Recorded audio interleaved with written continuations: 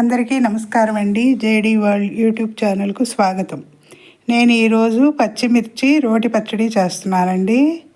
ఇది నూనె ఆయిల్ అనేది వేయను, ఒక చుక్క నూనె లేకోకుండా ఈ పచ్చిమిర్చి పచ్చడి చేస్తున్నానండి. పచ్చిమిర్చి తీసుకున్నాను, మంచిగా వాష్ చేసి పెట్టుకోవాలి.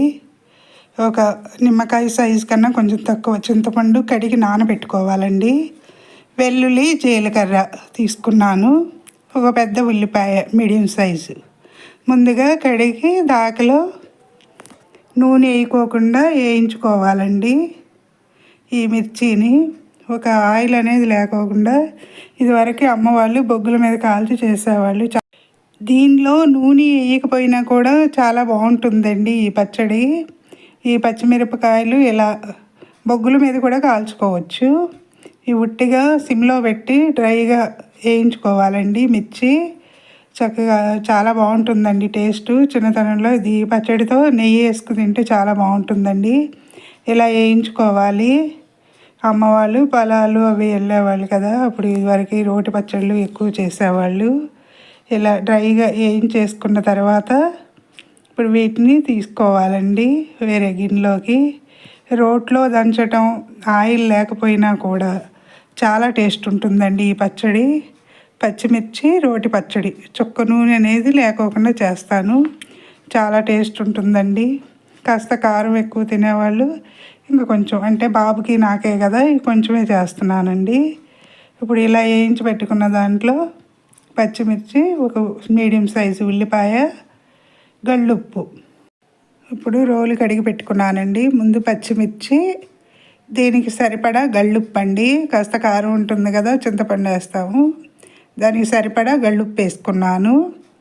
వేసి ముందు దంచుకోవాలండి. ఈ రోట్లో చేసిన పచ్చడి టేస్ట్ వేరుగా ఉంటుంది. మిక్సీలో అయితే బాగా మెత్తగా నలిగిపోతుందండి. ఈ రోటి పచ్చళ్ళు కొంచెం బరగ్గా ఉంటేనే బాగుంటాయండి.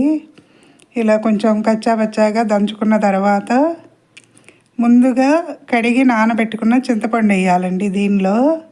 ఇప్పుడు ఇంకొంచెం నలగాలి పచ్చడి. దంచి పెట్టుకున్న తర్వాత ఇప్పుడు ఇలా అయింది కదా, దీనిలో కడిగి నానబెట్టిన చింతపండు వేసుకోవాలండి.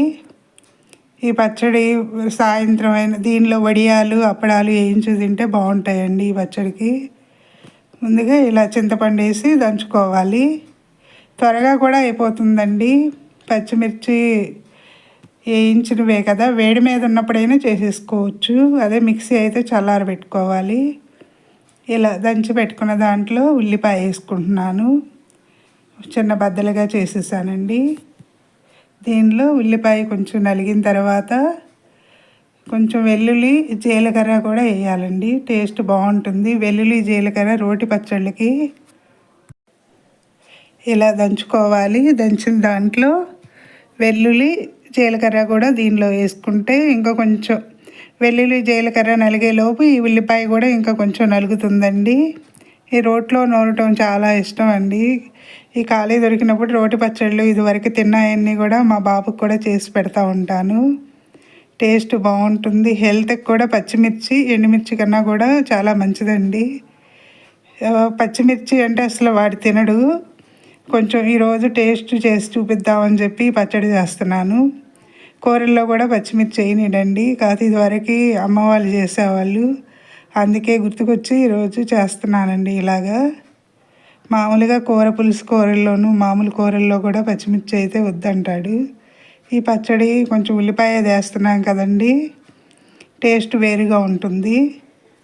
ఇలా నూరి పెట్టుకున్న దాన్ని నెయ్యి వేసుకుని వేడివేడి అన్నంలో తింటే చాలా బాగుంటుందండి.